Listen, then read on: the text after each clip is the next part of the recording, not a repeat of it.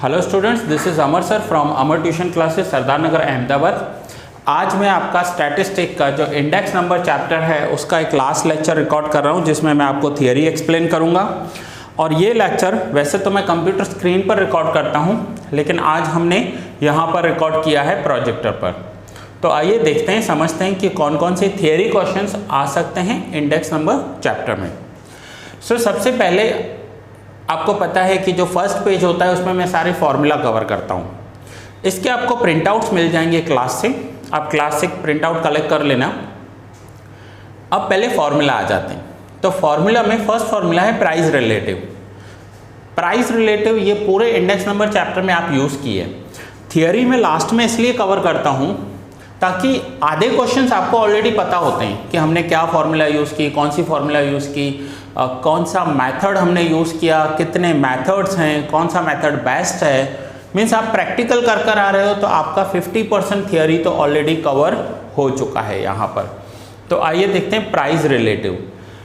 Price relative का formula है price of current year, that means जो करंट ईयर या पीरियड हो सकता है। अब करंट ईयर की जगह मैंने पीरियड क्यों लिखा है? ईयर होगा तो ईयर लेंगे, मंथ्स होगा तो मंथ्स लेंगे, वीक्स होंगे तो वीक्स लेंगे। So price of the current period divide by price of the base period. Short में हम लिखेंगे P1 upon P0। Quantity relative हो तो quantity of current year upon quantity of base year. Now index number का formula, जिस formula के साथ आपने ये पूरा चैप्टर किया है, कौन सा है?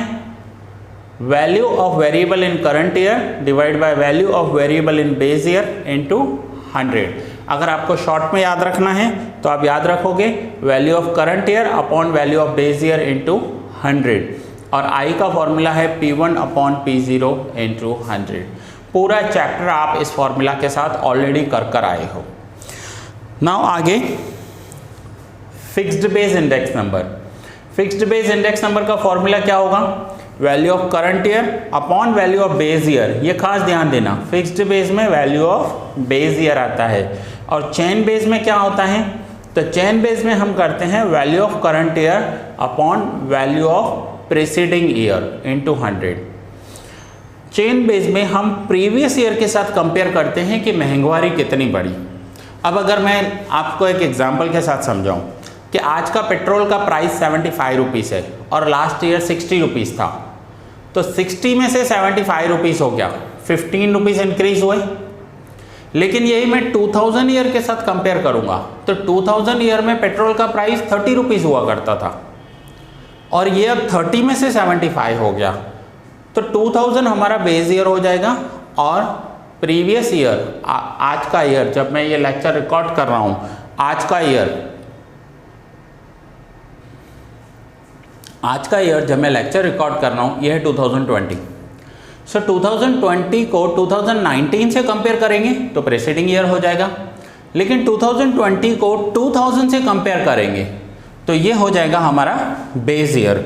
सो बेस ईयर में हम क्या करते हैं, एक ही ईयर को बेस ले लेते हैं, और जबकि चेन बेस में हम प्रीसीडिंग ईयर प्रीवियस ईयर के साथ कंपैरिजन करते हैं। आइए अब आगे देखते हैं। कन्वर्जन के फॉर्मूला है conversion of fixed base into chain base. ये फॉर्मूला है फिक्स्ड बेस को चेन बेस में कन्वर्ट करने के लिए, जो ऑलरेडी आप सम्स में कर आए हो, हम डिटेल में नहीं जाते हैं यहाँ पर। और दूसरा है conversion of chain base into fixed base. ये भी आपका हो गया है फॉर्मूला में।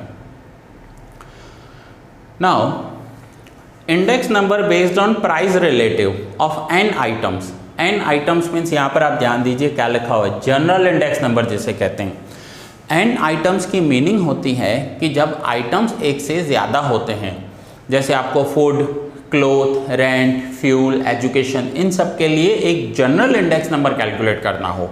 फिर से ध्यान से समझिए जनरल इंडेक्स नंबर क्या होता है, मैंने ऑलरेडी सम्स में कवर किया है।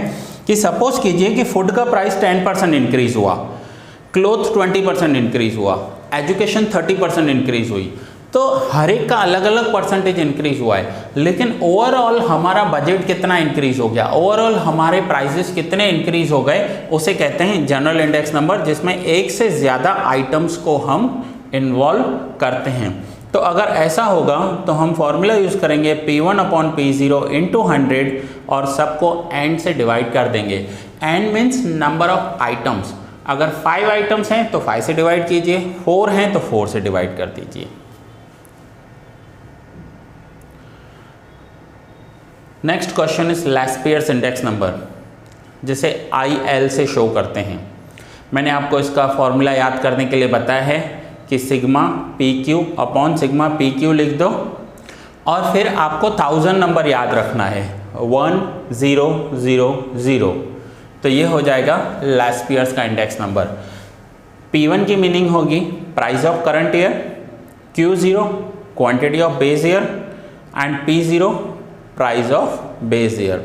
सो लैस्पियर्स के इंडेक्स नंबर को याद करने के लिए आपको 1000 याद रखना है। लैस्पियर्स का इंडेक्स नंबर आपको याद हो जाएगा। पास्चेस इंडेक्स नंबर में हमने क्या किया था? सो पास्चेस इंडेक्स नंबर में हमने किया था PQ। आपको ऐसा एक सेट बना देना है और यहाँ पर आपको नंबर याद रखना है 1101। तो ये हो जाएगा पास्चे का इंडेक्स नंबर। और P1 की मीनिंग होगी price of current year, Q1 quantity of current year and P0 price of the base year. Fisher's index number में हम क्या करते थे? तो लैस्पियर्स और पास्चे को मल्टीप्लाई करके उसका रूट कर देते थे, that is Fisher's index number. Fisher's index number को आइडियल इंडेक्स नंबर भी कहा जाता है। तो कभी भी आपको क्वेश्चन में ऐसा दिया हुआ है कि calculate the ideal index number, तो आपको फिशर ही कैलकुलेट करना है। उसके लिए आप ये फॉर्मूला भी यूज़ कर सकते हो और ये भी यूज़ कर सकते हो। दोनों हमने सम्स में ऑलरेडी कवर कर लिए हैं। नेक्स्ट इज, अब यहाँ पर बहुत सारे स्टूडेंट्स का मुझे क्वेश्चन भी आया था ड्यूरिंग सम्स और उन्हें एक प्रॉब्लम हो रही थी कि इंडेक्स नंबर कैलकुलेट करना है by the method of total expenditure method. अब टोटल एक्सपेंडिचर मेथड से जब भी आपको इंडेक्स नंबर कैलकुलेट करना हो तो सब कंफ्यूज हो रहे थे कि सर इसमें Q0 नहीं दिया हुआ है, सर इसमें Q1 नहीं दिया हुआ है। तो आपको कंफ्यूज होने की ज़रूरत नहीं है। मैंने यहाँ पर देखो क्लियरली आपको एक्सप्लेन किया है और सम्स में भी किया है। अगर आपको बेस ईयर की क्वांटिटी दी हुई हो तो आपको लैस्पियर्स का इंडेक्स नंबर फाइंड करना है। टोटल इंडेक्स नंबर जब आप कैलकुलेट कर रहे हो और आपको बेस ईयर की क्वांटिटी दी हुई हो तो आपको लैस्पियर का फॉर्मूला अप्लाई करना है। And when Q1 is given, अगर आपको करंट ईयर की क्वांटिटी दी हुई हो तो आपको पास्चे का फॉर्मूला अप्लाई करना है। आपको कंफ्यूज नहीं होना है। टोटल एक्सपेंडिचर मेथड जो है उसमें अगर बेस ईयर क्वांटिटी हो तो ये फॉर्मूला और करंट ईयर की क्वांटिटी हो तो पास्चे का फॉर्मूला यूज़ करना है। फिर आपको ये नहीं सोचना है कि इसमें Q1 दिया हुआ है, Q0 क्यों नहीं दिया हुआ है। Q1 दिया हुआ है, दैट्स इट, पास्चे का फॉर्मूला अप्लाई कर दो। ठीक है। सो टोटल एक्सपेंडिचर मेथड में आपको ये याद रखना है। Index number by family budget method, sigma IW upon W, जिसमें I की वैल्यू होगी P1 अपॉन P0 इंटू 100 और W अगर दिया हुआ है तो कैलकुलेट करने की ज़रूरत नहीं है, लेकिन नहीं दिया हुआ है तो आप कैलकुलेट करोगे P0 इंटू Q0 से। सो कभी भी अगर आपको I और W नहीं दिए हुए हों तो ये फॉर्मूला अप्लाई करना। Next is purchasing power of money.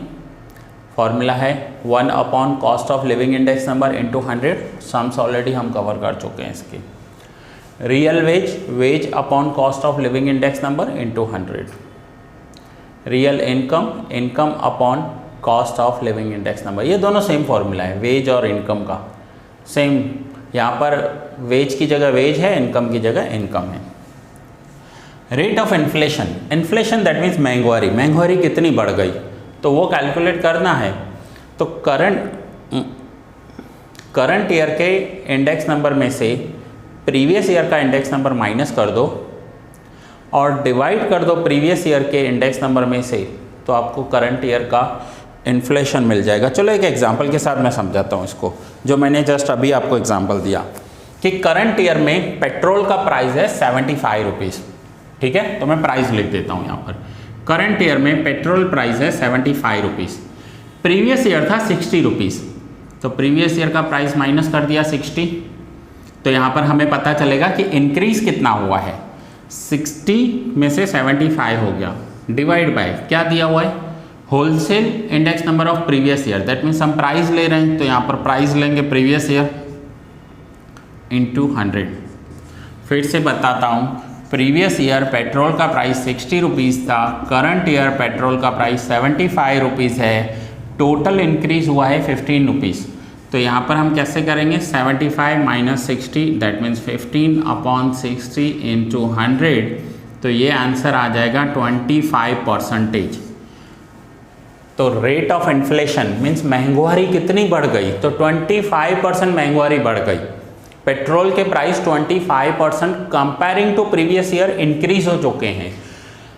अब यहाँ पर देखिए पेट्रोल प्राइस 25% इंक्रीज हुए, चेक करके देखें कि हमारा आंसर करेक्ट है कि नहीं है। तो फिर से यहाँ देखिए प्रीवियस ईयर का प्राइस कितना था, तो प्रीवियस ईयर का प्राइस था 60, उस 60 में आप 25% इंक्रीज कर दीजिए। 25% of what, 25% of 60 rupees, 25% of 60, तो ये हुआ 15, तो आंसर क्या आ जाएगा 75।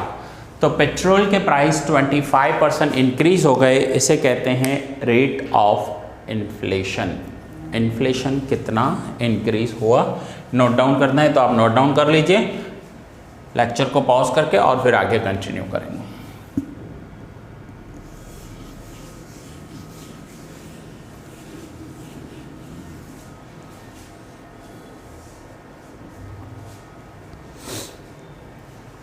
नाउ 1 मार्क के क्वेश्चन है। 1 मार्क के क्वेश्चन में क्या आ सकता है, तो ये सारे क्वेश्चन हैं और आंसर्स भी हैं, आपको कुछ भी लिखने की ज़रूरत नहीं है, आपको प्रिंटेड नोट्स क्लासेस से मिल जाएंगे। और अगर आपने ऑनलाइन एनरोल किया हुआ है तो आपको बाय पोस्ट भी मिल जाएंगे। चलिए क्वेश्चन 1 देखते हैं। Which index number is used in India to find rate of dearness allowance. Dearness allowance की मीनिंग होती है महंगाई कितनी इंक्रीज हुई है, महंगाई बत्ता गुजराती में बोलते हैं इसे। तो महंगाई कैलकुलेट करने के लिए कौन सा इंडेक्स नंबर यूज़ करते हैं, तो यहाँ पर यूज़ होता है इंडिया में cost of living index number. So cost of living index number is used in India to find the rate of dearness allowance. What is base year, ये एक नॉर्मल क्वेश्चन है कि बेस ईयर क्या होता है, एक ही होता है, फिक्स्ड होता है, स्पेसिफिक होता है और उसी ईयर को हम सब हर एक वैल्यू को उसी ईयर के साथ डिवाइड करते हैं। क्वेश्चन नंबर 3 लेता हूँ। ये क्वेश्चन 2 मैंने रीड नहीं किया क्योंकि नॉर्मल क्वेश्चन है। Now question 3, what is the main purpose of index number. हम इंडेक्स नंबर क्यों कैलकुलेट करें, क्या ज़रूरत है इंडेक्स नंबर कैलकुलेट करने की। So answer is the main purpose of index number is to measure percentage relative change in value. Percentage relative change in value means जैसे मैंने आपको बताया कि 60 रुपीज़ में से 75 रुपीज़ हो गया पेट्रोल, 15 रुपीज़ इंक्रीज हुआ, बट परसेंटेज में कितना इंक्रीज हुआ, तो परसेंटेज में 25% इंक्रीज हुआ। सो परसेंटेज चेंज कितना हुआ है वो कैलकुलेट करने के लिए हम इंडेक्स नंबर यूज़ करते हैं। सो फिर से रीड कर रहा हूँ, percentage relative change in value of variable in current year in comparison with its value in base year. Base year के कंपेयर में उसकी वैल्यू कितनी इंक्रीज हुई है। Question number 4, Fisher's index number is called an ideal index number. ये word याद रख दो आप, आइडियल इंडेक्स नंबर। फिशर का index number ideal index number है। Write 2 properties in support of the statement. इस स्टेटमेंट को सपोर्ट करने के लिए 2 प्रॉपर्टीज बतानी है हमें। सो फर्स्ट प्रॉपर्टी है, in this index number the price and quantity of base year and current year are considered. Fisher के इंडेक्स नंबर की फॉर्मूला देखिए, उसमें करंट ईयर का प्राइस भी है और बेस ईयर का प्राइस भी है, क्वांटिटी भी है, मीन्स प्राइस एंड क्वांटिटी दोनों बेस और करंट ईयर की कैलकुलेट होती है।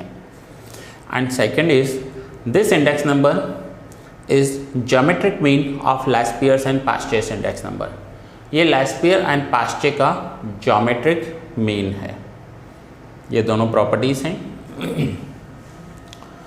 Next, state the formula for converting chain base index number into fixed base index number. Chain base index number को फिक्स्ड बेस में कन्वर्ट करने के लिए कौन सी फार्मूला यूज़ होती है? तो ये रही वो फार्मूला ऑलरेडी आपको याद होगी क्योंकि आपने पूरा चैप्टर किया है। Question 6, why is Fisher's index number called an ideal index number? Fisher के इंडेक्स नंबर को आइडियल इंडेक्स नंबर क्यों कहते हैं? सो ये रीज़न है। कौन कौन से रीजंस हैं, रीजंस को देखते हैं। सो फर्स्ट रीज़न मैं आपको यहाँ पर बता रहा हूँ, कौन सा? ये एक ज्योमेट्रिक मीन है, क्योंकि कैलकुलेशन में इसका हम ज्योमेट्रिक मीन लेते हैं। Geometric mean is used in its calculation. It takes into consideration the price and quantity of both that means एक तो बेस ईयर का लेते हैं और दूसरा करंट ईयर का। बेस ईयर की क्वांटिटी, बेस ईयर का प्राइस, करंट ईयर की क्वांटिटी, करंट ईयर का प्राइस, हर एक को हम कंसीडर करके कैलकुलेट करते हैं, इसलिए इसे आइडियल इंडेक्स नंबर कहा जाता है। थर्ड पॉइंट है, it satisfied two important test of index number. Two important test. अब ये टेस्ट कौन से हैं? या आप FY में, SY में या TY में सीखोगे। मैं FY SY TY इसलिए बोल रहा हूँ क्योंकि कंटिन्यूस FY SY TY के कोर्सेज में कुछ चैप्टर आगे पीछे ले रहे हैं, तो जब तक आप FY SY TY में आओगे ये चैप्टर कहाँ पर होगा मुझे पता नहीं। तो आप ड्यूरिंग FY SY TY ये सीखोगे कि कौन से टेस्ट होते हैं, जिसमें टाइम रिवर्सल टेस्ट होता है एंड फैक्टर रिवर्सल टेस्ट होता है। ये सिर्फ मैं आपको नॉलेज के लिए बता रहा हूँ। यहाँ पर आपको सिर्फ इतना ही याद रखना है कि ये दोनों टेस्ट को सेटिस्फाई कर रहा है। कैसे उसके सम्स होंगे वो आप आगे सीखोगे। इट इज़ फ्री फ्रॉम बायस। ये फ्री फ्रॉम बायस है। बायस मीन्स किसी का भी फेवर नहीं कर रहा है, किसी का भी पक्षपात नहीं ले रहा है, तो इसे कहते हैं फ्री फ्रॉम बायस। सो ये पॉइंट्स आपके क्लियर हो गए होंगे कि इंडेक्स नंबर जो फिशर का है उसे हम क्यों एक आइडियल इंडेक्स नंबर बोलते हैं। सो आइए आगे कंटिन्यू करते हैं क्वेश्चन नंबर 7 को। Explain the main difference between explicit weight and implicit weight. अब ये दो अलग अलग वेट हैं जो हम लेते हैं, दोनों को समझते हैं। The weight that can be expressed in number is called explicit weight, means हम नंबर्स में बताएंगे। जैसे कि मैं नंबर्स में बता रहा हूँ कि एवरी मंथ मेरा 30,000 एक्सपेंडिचर है, जिसमें से 10,000 फूड पर होता है, 3,000 पेट्रोल पर होता है। मैं ऐसे नंबर्स बता रहा हूँ। तो अगर नंबर्स बता रहा हूँ सो नंबर्स में क्या रखेंगे हम? Explicit weight. And the weight that can not be expressed in number is called implicit weight. अब नंबर्स में एक्सप्लेन नहीं कर पा रहे हैं हम, तो कैसे एक्सप्लेन करेंगे?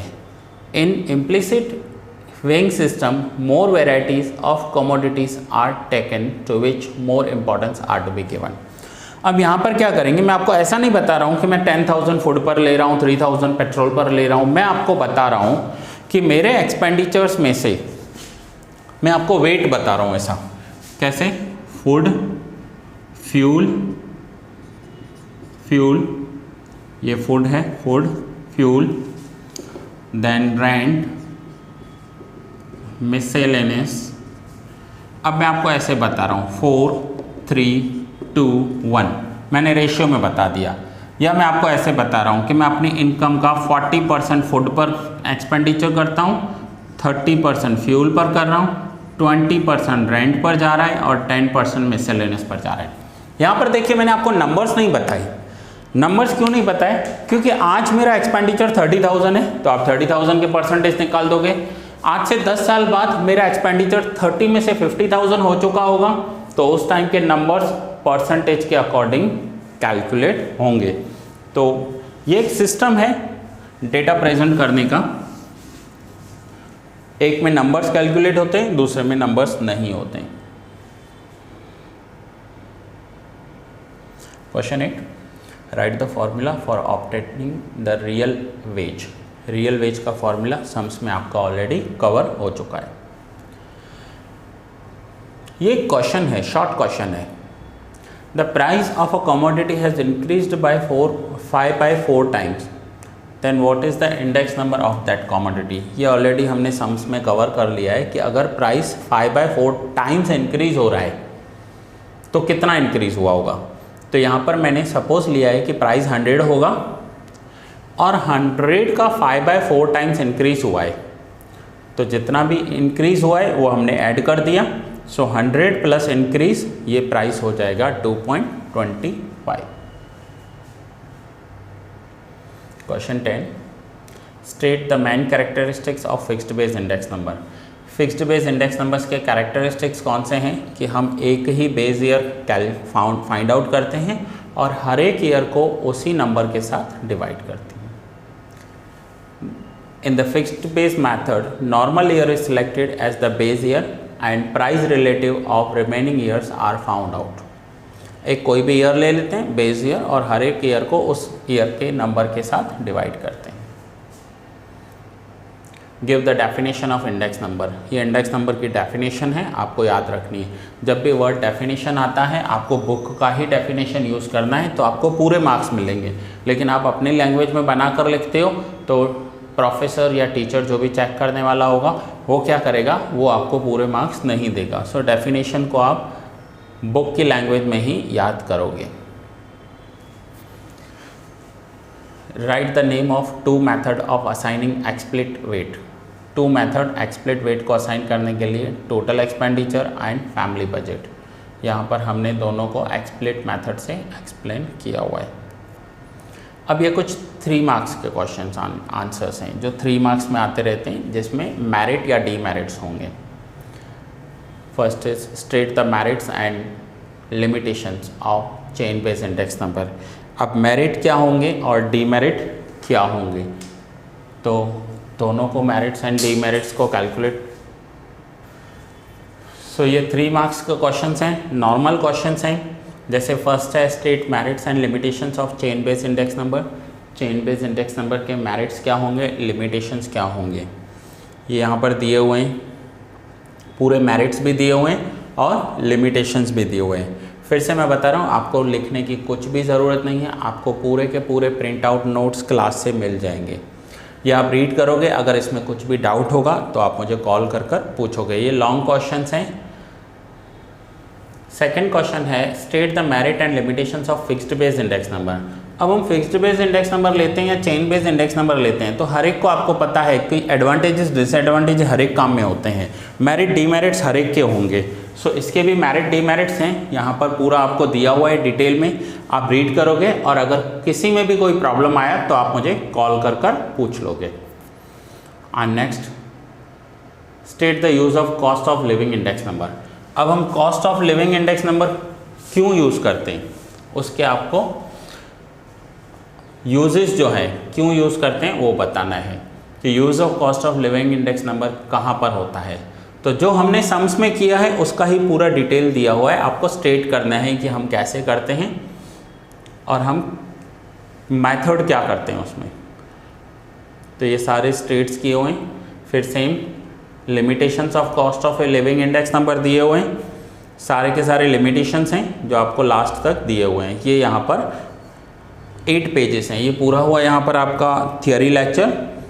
मोस्टली आप ध्यान दोगे जो 1 और 2 मार्क्स के क्वेश्चंस हैं वो सबसे ज़्यादा आते हैं सेक्शन ए और सेक्शन बी में। सेक्शन ए, बी और सी में आपको 1 मार्क में ज़्यादा रहेंगे, ठीक है। बाकी तो लिमिटेशंस हैं और एडवांटेजेस हैं, आप रीड करोगे, कुछ भी डाउट होगा तो कॉल करोगे। इस लेक्चर के साथ हमारा स्टैटिस्टिक्स में 4 चैप्टर पूरे हो गए। स्टैटिस्टिक्स में 4 चैप्टर पूरे हो गए। हाँ, दूसरा एक बात है कि ये लेक्चर मैंने आपको प्रोजेक्टर पर करवाया है, तो आप मुझे पर्सनली जो मेरे स्टूडेंट्स हैं अभी वो मुझे व्हाट्सअप करेंगे या कॉल करेंगे कि आपको ये मेथड सही लगा या जो मैं कंप्यूटर स्क्रीन पर करवाता था वो आपको सही लगा। आगे के लेक्चर्स हम अकॉर्डिंगली करेंगे। यहाँ तक कुछ भी डाउट हो तो आप मुझे कॉल कीजिए, व्हाट्सअप कीजिए, आपके डाउट सॉल्व हो जाएंगे। नंबर आपको ऑलरेडी डिस्क्रिप्शन में दिया हुआ है। स्टैट का पार्ट 1 यहाँ तक पूरा हो गया हमारा। अब हम आगे अकाउंट स्टार्ट करेंगे, तो वेरी सून आपको अकाउंट्स के लेक्चर मिलने वाले हैं। मैं अकाउंटेंसी स्टार्ट करने जा रहा हूँ, ये लेक्चर यहाँ पर ही पूरा कर रहा हूँ। दैट्स इट, बहुत जल्दी मिलते हैं नेक्स्ट लेक्चर में।